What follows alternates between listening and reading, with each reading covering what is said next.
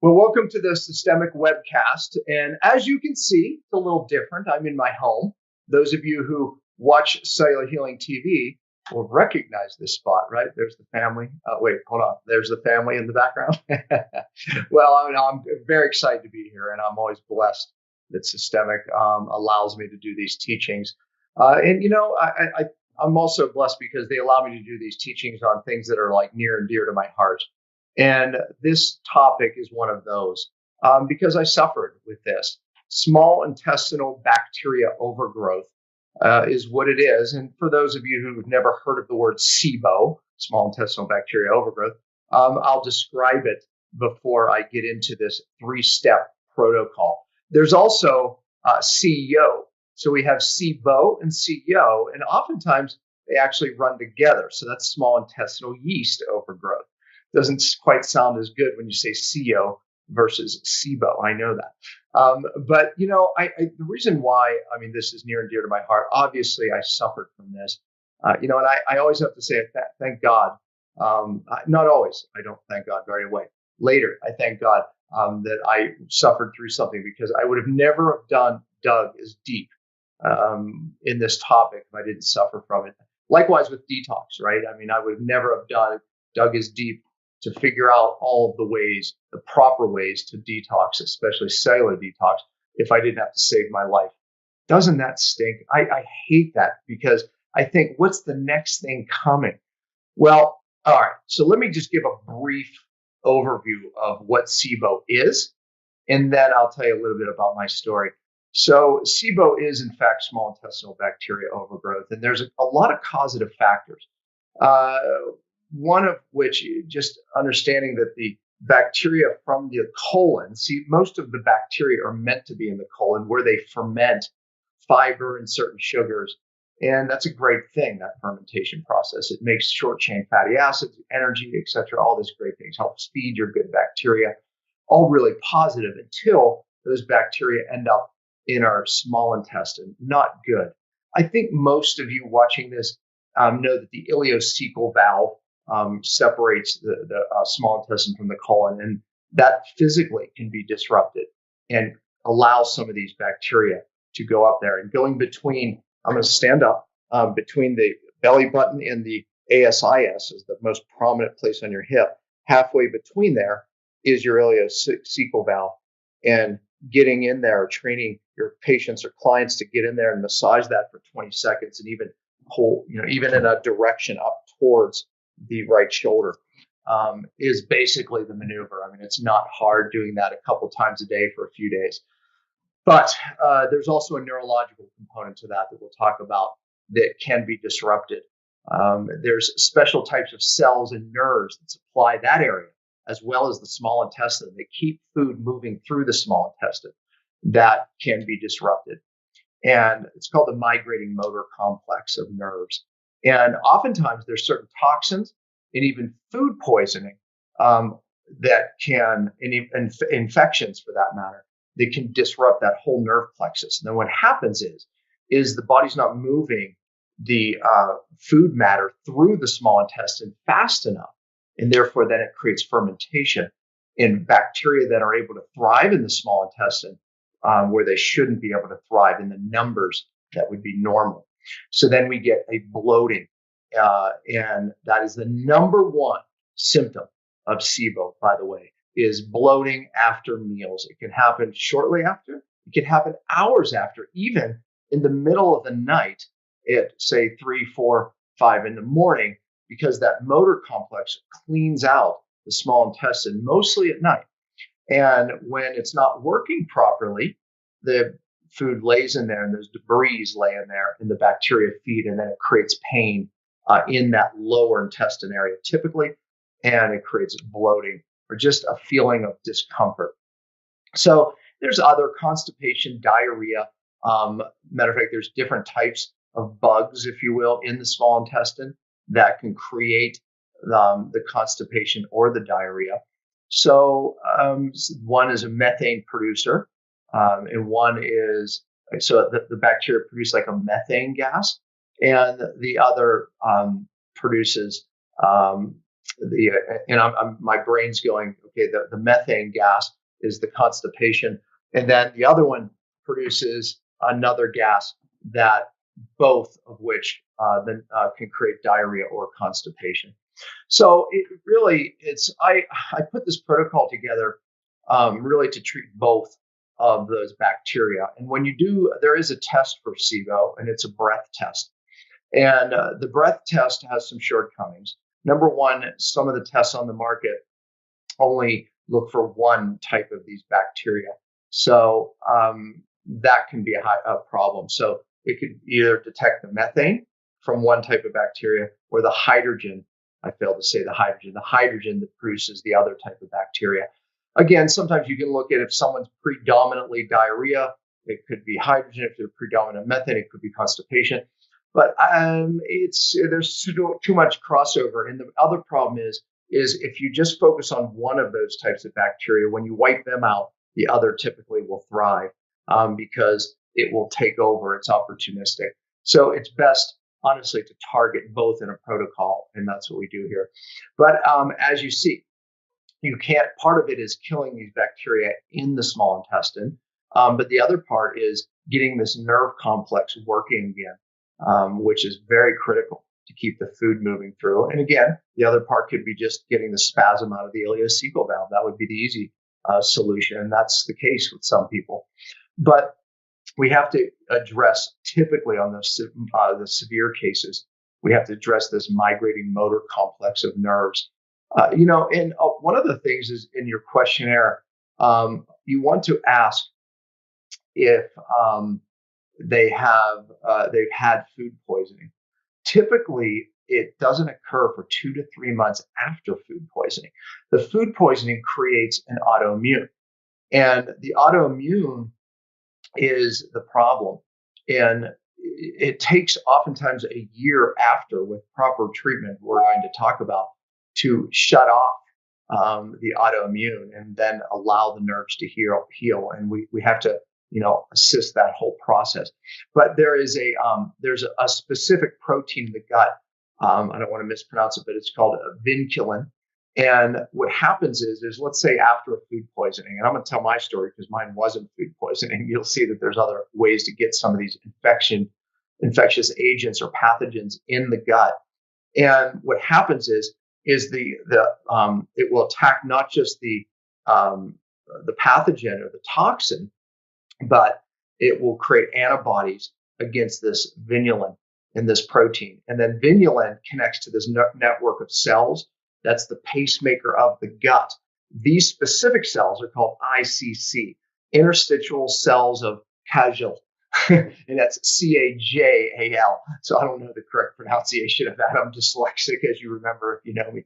But anyways, the ICC cells end up being affected, and therefore this whole nerve complex. But it's this autoimmune attacking the protein that looks very similar in nature to the pathogen that it was attacking. And then therefore that protein is connected. So the vinculin is then connected to the ICC, this nerve complex. So anyways, we want to address that. And I'll even talk about some of the tests that you can do to see if your SIBO is in fact autoimmune, which I think is a really a good idea, because then you can really know that this could take a while. This could take up to a year to shut that autoimmune off. All right, so let's talk about my story, because mine, in fact, ended up autoimmune. I had a cavitation done, meaning that I went to my dentist, very good dentist, Jerry Curatola. Watch episode 210, and I talk about this on Cellular Healing TV. But he found it was a partly impacted wisdom tooth. So most of it was out, but there was a little bit under the gum. But he was in there because there was some infection, but he kept going deeper, finding the infection. It was all up under the tooth. There was a cavitation. So he said, I have to pull the tooth. He pulls the tooth and decavitates it. And there's a proper way to do this, by the way, where you put PRF in there, which is platelet-rich fibrin. It's like PRP, platelet-rich plasma that they use for joints, right, to basically activate your own stem cells and put a matrix of healing. So they put that in there, seal it over so it doesn't form another cavitation, which if you have wisdom teeth removed or had wisdom teeth removed, 88% chance you have one of these cavitations. The way we know is a cone beam X-ray, CONEBEAM. It's 3D. Can't find these things on plain film. I had several plain film X-rays and it never showed, but on a cavitation, it clearly showed. But anyway, so he has to go in there and do it correctly, get all of the ligament out, all of the infection out. And then this PRF goes in and they can even do some ozone in there, but he used a laser that creates ozone. And he successfully, took the tooth and made it heal, or at least did the procedure correctly so it healed correctly without a cavitation. Because remember, if you have any tooth extracted, wisdom teeth, 88% chance you have a cavitation in there. And sometimes it takes years later, 20 years later is typically when you have an infection. And by the way, no pain. I had no pain. And most cavitations have no pain. So really, if you've had teeth extracted, you should get a cone beam because it will affect your immune system greatly, drive autoimmune and other problems, gut problems, heart problems, etc. If even inflammation of your arteries, if you have one of these hidden infections. It's one of the things that I always say that every doctor should be interviewing people for, especially people that have health challenges that aren't clearing up. Root canals, same thing. By the way, a great documentary that you should watch on Netflix is Root Cause. Great thing. I mean, basically, it's talking about root canals and cavitations as being these hidden causes of disease. Okay, so he does mine correctly. I made a fatal mistake. I didn't get on killers. And this is why dentists give antibiotics after they do these types of surgeries, because these bacteria will mobilize, and they mobilize in the heart. And it can create a heart attack very, very easily. But they can mobilize in other joints in the body, in other places, perhaps where you've had past injury. They're that stinking smart. And they can mobilize in the gut. Because, see, when they're here, there's also their friends down here. And oddly enough, when you get rid of these guys, they start communicating with their friends because they will run to the friends. Well, that's what happened. But they also, I didn't know this, they had other friends up here. 25 years ago, I had a wisdom tooth out up here. And, well, guess what? There was a cavitation there. These guys relocated up to there. And 3 days later, I had inflammation up here. Actually, I have a video of this, and you could see the inflammation. He didn't touch this side. He was here. So I knew what happened. I said, Jerry, those bacteria relocated to another site.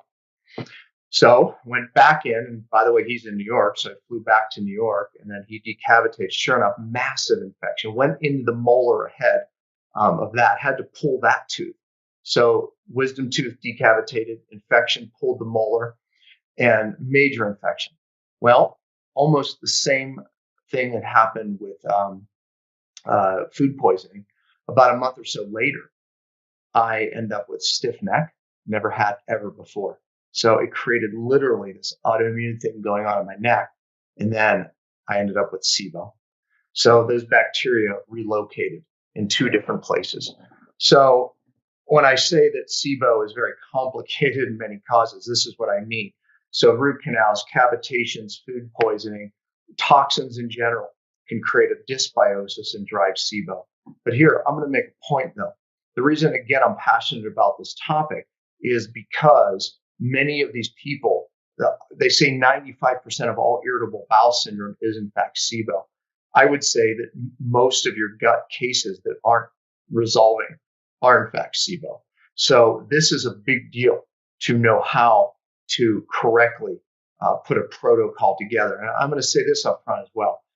Every protocol, I broke this down into 3 steps, but every protocol, what works for one person necessarily won't work exactly the same for the next. Now, most of you who know SIBO know that taking regular probiotics like MBC or the neurobiotic can actually make these conditions worse because a lot of those good bacteria are up in the colon, and up in the small intestine from the colon, and they just don't do great. So as you'll see, we have to work into those types of bacteria in step 3. So, okay, let's, with that said as a little intro here, as an interlude, let's jump in. So I said I like to treat the bacteria that produce the methane and the bacteria that produce the and the yeast that can also take over in the small intestine. I like to treat the methane, the hydrogen, and the yeast, is what I'm trying to say, all at the same time. I like to put them on different killers that will cross over these types of bacteria and yeast all at the same time. Because again, you can go after the bacteria, but then the yeast, if you don't address it, will create a new problem. Okay, so let's step one, and I have my notes here as well. But step one is where we are going to utilize the killers. But let's talk about diet first, because the diet plays a very, very, very important role. So severe cases, you want to use meat and fat only diets, literally meat and fat only. So 10 days minimum on that. And that's a severe case. Why meat and fat? Because you give the bacteria nothing to eat. So you make it very vulnerable. Now, as you'll see, if you do that without treating the biofilm that it runs back and protects itself in, you'll end up with another problem the moment you start eating fiber foods again. Also, why meat and fat is because so many fibers feed these bacteria and yeast. They feed from the fiber. That's what happens in your colon, right? You eat certain fiber and it eats it, ferments it, and that's part of the magic of what your bacteria, good bacteria, do in the colon. But we don't want that happening in our small intestine. So we have to eliminate sugar and fiber, anything that it would feed on. So meat and fat is the way to go. Yeah, it's a carnivore diet. You know, if you know my diet variation strategy, I would never stay on that diet long term. However, short term, it's healthy, right? I would never stay on a vegan diet long term. Short term, it's healthy. Vegetarian, paleo, keto. I don't stay in ketosis all the time. I move in and out of different diets. So going on a carnivore diet is actually shown to be really healthy for you. All right, so we're going to do that a minimum of 10 days. Now, a less severe case, a moderate case, I would just do a low FODMAP diet. What the heck is that? So it's FODMAP, FODMAP, low FODMAP. That just means if you get online and just Google low FODMAP foods, high FODMAP foods, stay away from the high. They feed bacteria really good. Artichokes, inulin and products, terrible. So you don't want prebiotics. Prebiotics are very healthy. Inulin, very healthy. Not when you have SIBO. They bloat you out. They feed the beast. So stay away from prebiotics and stay away from high FODMAP foods. So a less severe, lower severe case, moderate severe, go on a low FODMAP diet. Okay, and again, Google it. I'm not going to waste your time or mine going through every food that's on the diet, but it's very specific. Some surprises, right? Like blueberries are okay, blackberries aren't, right? Raspberries are, right? So it's a really specific diet, and they're testing more and more foods for this high FODMAP. So you want to stay on the diet. Now, there are 2 antibiotics for the severe cases that I would do this protocol first.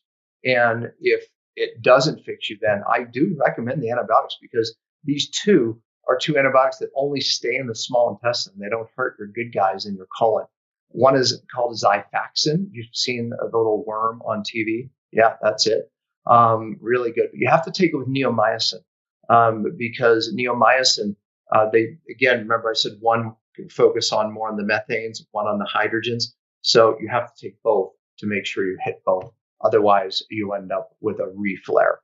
So in very severe cases, if you've done all of the natural killers and it's still not working, and you do everything I'm telling you today, yeah, I would absolutely consider doing those antibiotics. And by the way, they're so effective that I would eat high FODMAP foods only when you're taking the antibiotics, because these guys come out to feed and then they're getting killed by the antibiotics. So there is a time to actually feed high FODMAP foods when you're taking certain killers. But I've done both. I've tried these natural killers with eating some high FODMAP foods, and I could tell you it just flared up. For me, I couldn't handle the bloating from it. And I've tried it with patients, because online you see some people make that recommendation, but most people just bloat too much and it creates too many symptoms and they can't get through it. So I recommend staying on the low FODMAP diet or the carnivore diet. especially in this step one. All right, so step one, that's the diet. Step two, or step one, killers. I'm going to give you some systemic products that are my favorite. And here's the key. I have some rules about this. And rule number one, I have my rules. Where are my 3 rules? Write this down. You must combine killers. So I want some antifungals in there, yeast guys, right? Just like I said. And you want to combine killers and make sure they cross over both bacterias. And I'm going to show you that. But when you combine, I like people on at least 3 killers, and a fungal and 2 for bacteria. So I like using 3 killers. And then rule number 2 is you must rotate the killers, meaning that every couple of weeks you bring in a new guy, change it. Why? The bacteria and the yeast are so darn smart. We got to keep changing up the killers. And here's the other rule. You must stay on them for at least 60 to 90 days, minimum for the advanced cases, minimum. So, for the advanced cases, I say 90 days. For moderate, look at 2 months. For less severe, maybe a month. That kind of gives you a range. Things are different for everybody. So I'm trying to give you ranges to make this very useful.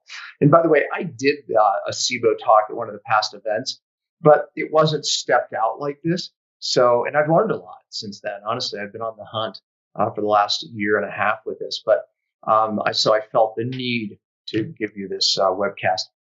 All right, so that is the rules for the killers, the 3 rules. I hope you wrote them down. All right, but let me give you some of these, and I'm going to give you my favorite systemic ones. And I'll tell you the bomb. It crosses over the methane producers and the hydrogen producers is the WO. So what do? I use 5 to 10 drops of WO in a capsule twice a day with food. Don't do it on an empty stomach. WO is the bomb, I'm telling you. I've had great success with stubborn SIBO cases with that. I match it with the number 4. There's my antifungal. Obviously, the number 3 is another great one. There is you could add. I know people are going to ask about parasites because they're opportunistic. You could bring a parasite protocol in with this, utilizing the VRMs as well. I have no problem with that. It could be, in fact, useful. Okay, and then also Tyra-Chi. You can rotate Tyra-Chi with the number 4. Obviously, Tyra-Chi has an antifungal effect. And also, let's look at the EC. E. coli is another great one because E. coli, oftentimes in SIBO, flare up. They're opportunes. So EC really crushes E. coli. So make sure that's in your rotation. Okay, let me give you some individual herbs that studies show actually really have an impact on the SIBO. And no doubt I'm building out a product with these all in combination to add. We just need one more killer. Dr. Shane and I have been talking about this for many moons, as he too suffered from SIBO. But oregano oil is very critical, typically 50 to 200 milligrams twice a day. And again, I like to take it with food just because if there's any fiber or something in that food, if you're not on the carnivore diet, it's good to take it. So just in case they come out to eat, you nail them, right? So you could just get the capsules. You can get the liquid, put it in capsules. At least I gave you the dosing there. Berberine. Berberine is really, it hits both methane producers and hydrogen producing bacteria. 500 milligrams 2 to 3 times a day is very typical. There's a product called Atrantil. So it's Atran, it's Atrantil. It hits both methane and hydrogen. And that too is, and I like to take it again with meals. Another herb, neem, NEEM, has been shown to cross over into both of these bacteria. All of you have heard of alicillin, garlic, right? Allicin, don't eat garlic. Garlic is off the program. Onions and garlic, they're actually some of the biggest culprits to the bloat because it's such a great prebiotic, but bad for SIBO. But the alicillin part of the garlic is really good. Crosses over both bacteria. There's a type of silver, Argentine 23.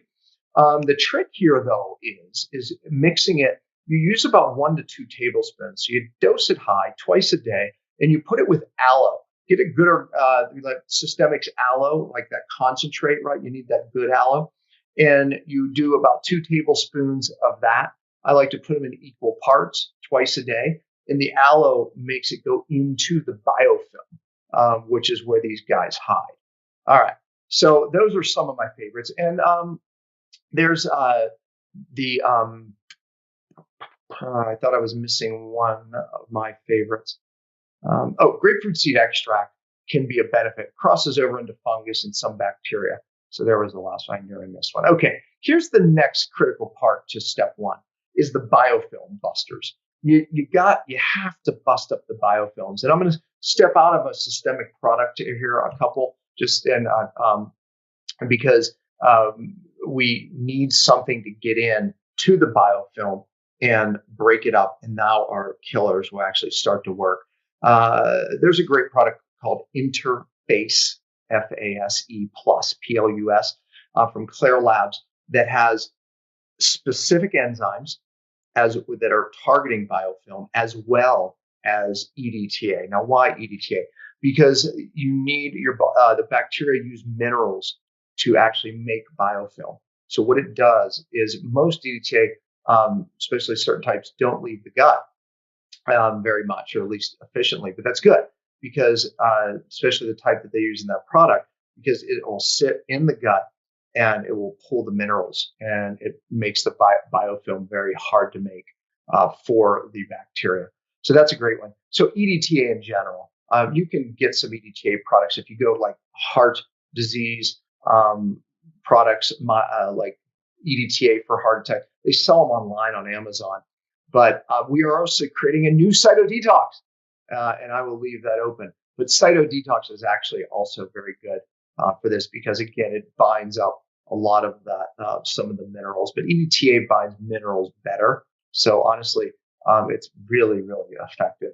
So also kinase, you can pick it up anywhere, but it's another enzyme that just breaks up biofilm really well. I would have to definitely recommend G-cell here because G-cell NAC in studies is actually shown to have an effect against the biofilm, most likely due to the minerals as well. But so G-cell is also very effective. And then Melee, and I would also use NZ. So Melee, NZ would be fantastic in this biofilm busting rotation. So again, you're rotating the killers. Remember the 3 rules with the killers, right? You have to combine them. Okay. I like using 3 with at least one fungal that I mentioned. And then we have to rotate them and we have to stay on them at least 60 to 90 days. So staying on them long enough, and you have to use them with the biofilm busters that I just mentioned. Okay. That's step 1. Look how good we're doing. Step 2. And by the way, most of these steps are a month. So I could say step 1, month 1, step 2, month 2. And let's move on. Now, this is when we've weakened the bacteria, we've weakened the biofilm. Now we want to bring in some bacteria. This is where I said you have to bring in special bacteria that just do not flare up. I've spent hours upon hours looking at this complex situation. But the spore type of bacteria are the ones that just really have to be that first intro and still go slow and go low. There's some products out there, one called Megaspore Biotic. It's just a spore bacteria that you can start with as a really good starting place. And trust me when I tell you, you do not want to screw this up. I'm going to tell you because when you get these wrong bacteria in there, you're going to have to start over, and it's not good. Taking some things like aloe. So we want to address, start bringing in these types of spore bacteria. Taking some things that de-inflame, anti-inflammatories for the gut, like the aloe that I mentioned, are really good. Like L-gut is also really good. So, absolutely, you want to, make sure that you put them on some of these gut anti-inflammatories because we're breaking up the biofilms. We're going to affect the gut. We want to calm that and give the bacteria a good home. All right, and by the way, in step 2, we're staying on the killers. I'm glad I wrote that down there because We're staying on the killers and the biofilmbusters. So in step 2, we're doing everything that we're doing in step 1, except we're now adding some of these spore guys. We're adding some things like L-gut and aloe just to bring calm to the gut. Cool. Step 3, we want to add, now is when you can start stepping into some other bacteria. Okay. And we want to start addressing that MMC. Remember what that meant? The migrating motor complex. So this is our goal in step 3. And we'll start with the bacteria. I'm just going to rattle off some individual names to make sure that you look for in a product. These are the ones in studies that actually work for SIBO. It's Bifidus lactis. So the word bifidus and then lactis. Bifidus longus is the other one. And then Bifidus infidus is longus. So it's INFANTAS 3564. So the bacteria is actually numbered, infidus 3564. You actually can find it online. That's why I gave you that number. And it's the one that they used in studies that worked superior, as well as Lactobacillus plantarum, which is actually in the neurobiotic. So the neurobiotic could be a worth of a try in step 3 now. And for some people, maybe not, because there's other bacteria in there. But most of the ones in there, I think at this point, you actually tolerate. I would hold off 1 more month for MBC. So here's where I'd probably start with the neurobiotic or some of these individual bacteria. Another one is the, I gave you the plantarum, right? The Lactobacillus plantarum. Yeah, that's the one that's in the neurobiotic. And then one more, Lactobacillus brevis. So those are the ones that are in this study. But like I said, I mean, you can just simply reach for the neurobiotic at this point. And again, wait 1 more month on the MBC. And for again, I would say this if you're a mild case, at this point, I would drop the killers and just stay with these bacteria and add some of these prokinetics that we're going to treat the MMC with. But I would try to drop the killers. If you're more of a moderate or severe, moderates, you may be okay without killers. Maybe stay on 1 or 2. Drop the Biofilmbusters, I would say at this point.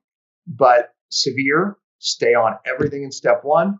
And step 2, you could stay on, one of the spore type of bacterias. But so I would stay on everything from step 1, step 2, and then just add these new bacteria if you're a severe case. So for severe cases, everything on step 1, everything on step 2, and we're adding the new bacteria that we just discussed, as well as the MMC, the migrating motor complex help, assistance. And we call these prokinetics, meaning we're going to help things move through the gut so they don't stay in the small intestine and create that fermentation that I'm talking about. And in particular, this complex of nerves, MMC, works at night. So I like to take a lot of these before bed. Of course, bind, right? We take bind before bed anyway. But yeah, man, bind becomes your best friend. Try taking more. We want to keep it moving through. C. colon is another one that I would take even with bind or even during the day. And maybe you even take some bind during the day, a half an hour or an hour after you eat, just to move it on through. So very important. Then I'll give you some individual herbs. Ginger. I love it. I juice ginger to keep things moving, and you can just buy ginger somewhere. Dandelion is another one. It helps. It's a prokinetic. Triphala. You can buy it anywhere, and it's also a great prokinetic. Magnesium is another prokinetic. But again, we don't want to give too many minerals because of the biofilm. But at this point, step 3, you're fine. Okay, so take them after meals and taking them before bed. And here's the other catch: roll with the prokinetics. Stay on them for at least 6 months after treatment. So at least, and even up to a year, because that MMC, remember I told you, it takes a long time to heal and shut down that autoimmune. So with that said, we want to assist the healing of the nerve and bring in stuff like N-nerve. So, and there's another one called Pro. the systemic cells that I actually like. And arguably even calm would be a very good for helping the nerve to heal. And I'm sure you have other tricks, but anything that helps peripheral neuralgias will be a help here. And I would argue upper cervical chiropractic adjustments, huge, right? We want to affect the vagus nerve as well, as we know there's a tie-in with that as well. So acupuncture can be very helpful as well with this. So just throwing out some other alternative treatments. So obviously even physical massage of the gut helps mobilize those, keeps it moving. So fasting too is critical. Fasting obviously raises stem cells, and that is extremely healing. But be careful as we break a fast. We have to break it not with the typical way we break it with the prebiotics, etc., and all the good bacteria. We want to break it more in a carnivore way or a low FODMAP way of eating. So that is very critical, by the way. So, all right, so that is on that. And by the way, if we're doing these periods of fasting, I don't have time here to get into how we intermittent fast daily, how we do diet variation, how we do periodic monthly or bi-monthly or quarterly fasting. 5-day fast is important. Go to my website or my Facebook and watch all of the information that I've done there. And I'm even going to do a webcast here on Beyond Fasting. So stay tuned for that webcast as well, because I will educate you there, because it really plays a really critical part of healing the nerve complex. It also plays a critical part in just resting the gut. So we're not continually feeding these bacteria with more debris. All right, what tests can you do? Because this autoimmune thing is such a big deal. You can Google these and find them online, but it's called anti-CDT-B. Anti-CDT as in Tom. So C as in cat, D as in dog, T as in Tom, -B as in boy. Anti-CDT-B antibody test. Okay, so that is looking for the antibodies that you would have made against the toxin itself, and then we find the antibodies, and then the anti-vinculin antibody test. So that's anti-vinculin antibodies. So anti-vinculin antibodies. You could also do that. Remember, that's the protein that your antibodies your body started making antibodies against, and then it ends up attacking those cells. So those two antibody tests you can do, which are pretty new, actually. So you're probably the first time you've ever heard of that. And again, on the diet, you darn better stay on the low FODMAP diet at this point. Even if you started on a severe case on a carnivore diet, you move from that to the low FODMAP diet. So I'm assuming that you know that at this point. So, and again, I think that it's really important to know that you stay on these Prokinetics to keep this moving forward for at least 6 months.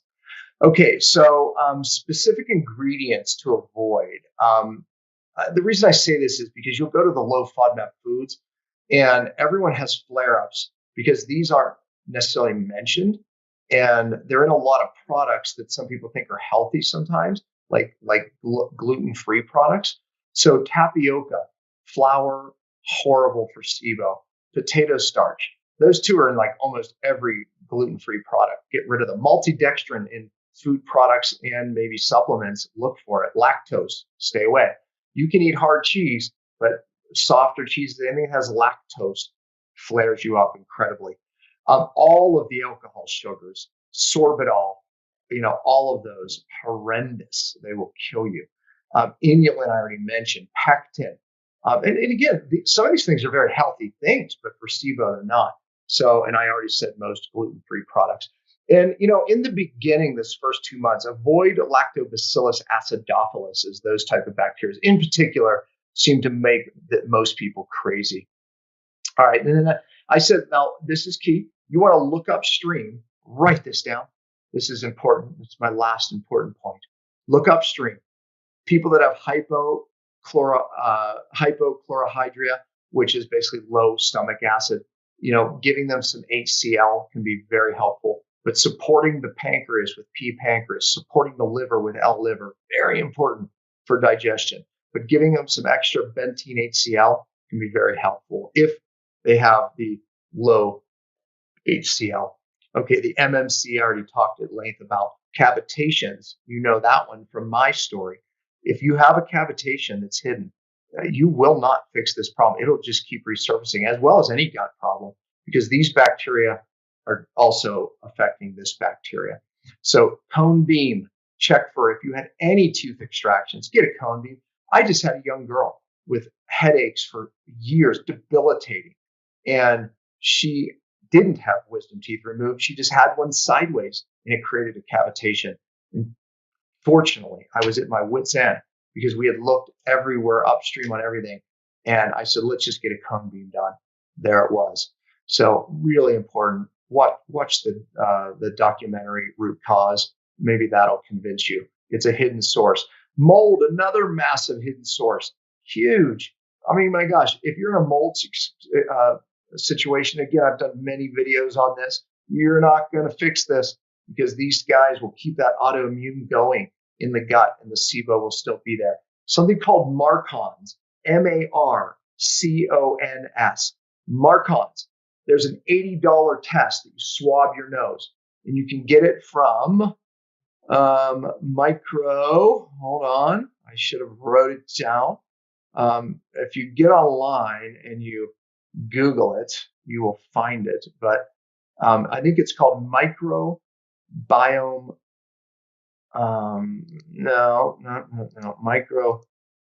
Microbiotic Labs. I think it is. But if you just Google Markons, you will find it. Okay, so let me go back to my page here. But okay, so the Markons are these antibiotic resistant negative staph, nasty guys. And if you have these, there's a silver, colloidal silver combined with EDTA that really works well to get rid of these things. And you can find it online. But anyways, or just that Argentine silver, sometimes, sniffing it up the nose actually works very well. But these Markons, you must test for them and here's the problem. You won't get rid of the Markons if you have a cavitation. They go back and forth. So many gut problems, and this is studies. Dr. Richie Shoemaker and others have done studies showing these Markons will also keep your gut from being healed. So an $80 test to test for Markons, pretty smart. People that have cavitations and people who are in mold end up with these Markons, and you have to get rid of these nasty, nasty pathogens, which will also be linked into SIBO. Amalgam fillings, the silver fillings, create a dysbiosis and allow this SIBO to continue. I mentioned the ileocecal valve, altered bile flow. So typically people who are very neurotoxic, they end up with this hepatic biliary sludge, and it causes this major digestive dysbiosis. So what we want to do is coffee enemas. We want to push that bile complex out and catch it with the bind. So you take bind 30 minutes to an hour before coffee enema, and then boom, push it in. I also like to use very thick fats like ghee or just pure phosphatidylcholine right before the enema. So you would take the bind and then take the fats and then do the enema. You need to push that bile complex out. And I already said food poisoning. Always ask for a history of food poisoning. So I think that is every step. I gave you every tip that I have. I'm going to keep researching. I'm going to keep looking for more answers. And I think this is an important topic. I think you should watch this twice and take really good notes, because so many people have SIBO today for so many reasons. Glyphosate plays a big role in this too. But for all of those reasons I said, many people have SIBO, and it's chronic, and they will not get rid of it unless you do a protocol as specific as this. So I got this for a reason, to help you. So thank you very much.